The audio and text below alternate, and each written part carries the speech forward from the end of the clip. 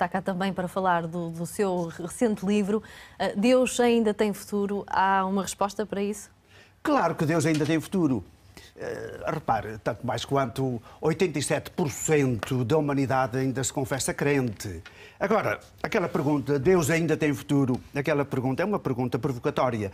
A pergunta é, no futuro continuará a haver homens e mulheres que acreditam em Deus? Eu estou absolutamente convencido de que sim. Mas é um livro que põe essa questão no quadro de um debate alargado, aberto. Portanto, há ali a participação de físicos, de neurocientistas, de filósofos, de teólogos.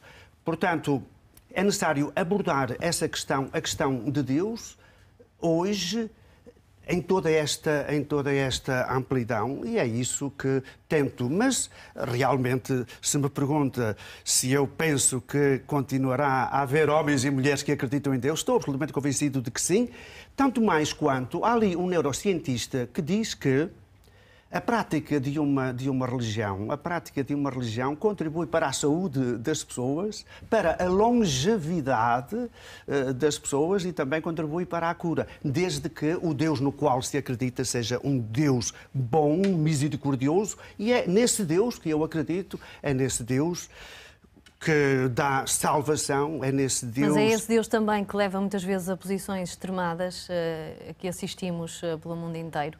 E que há pouco referia, o tal horror do Estado Islâmico, é precisamente esse Deus que nem todos o veem da mesma forma, não é? Cá está. Por isso mesmo, quando nós perguntamos, Deus ainda tem futuro, é preciso acrescentar que Deus é que tem futuro. Que Deus é que tem futuro.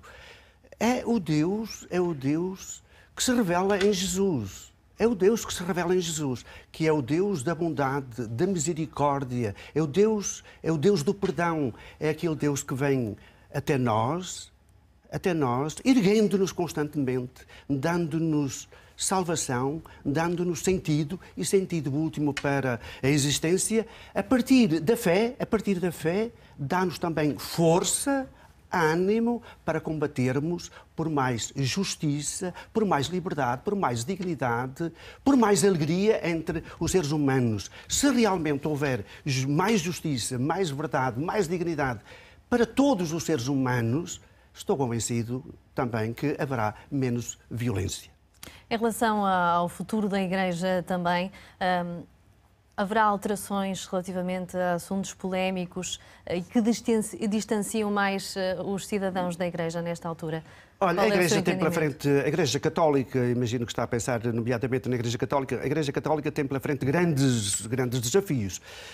Olha, em primeiro lugar, quanto à pedofilia, e o Papa tem sido claro quanto à pedofilia, tem de ser tolerância zero, tem de haver transparência no Banco do Vaticano em relação aos dinheiros, na Igreja tem de haver transparência total. Considera que está a ser dado um passo nesse sentido? Sim. Veja que já mudou o Ministro das Finanças lá no Vaticano. Por outro lado, tem de haver, e vai haver agora um sínodo em relação à família, tem de haver muito mais compreensão em relação aos homossexuais, tem de haver muito mais compreensão e abertura no caso dos católicos divorciados e recasados, eles têm de ter, enfim, a sua integração na vida plena e total da Igreja. Tem de haver muito mais abertura por parte da Igreja às mulheres. Isto é, as mulheres têm de ter igualdade de direitos dentro da Igreja, igualdade de direito com os homens.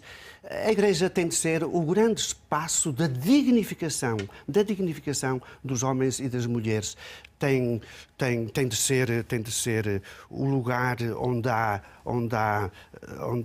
cada vez mais espaço para a liberdade de pensar, para o respeito pelos direitos humanos, a partir do momento... Repare, a Igreja, os cristãos são 2 mil milhões. Se realmente cada cristã fosse efetivamente cristão e cristã, seguisse o Evangelho, Repare, o mundo transformava-se. Nós somos hoje um pouco mais de 7 mil milhões de seres humanos. Se 2 mil milhões de cristãos e cristãs, seguissem Jesus, seguissem o Evangelho, seguissem a justiça, seguissem a misericórdia, seguissem a fraternidade, a proximidade de cada homem e de cada mulher, o mundo efetivamente seria diferente, e é por isso que o Papa Francisco está a lutar. Ele próprio é um cristão.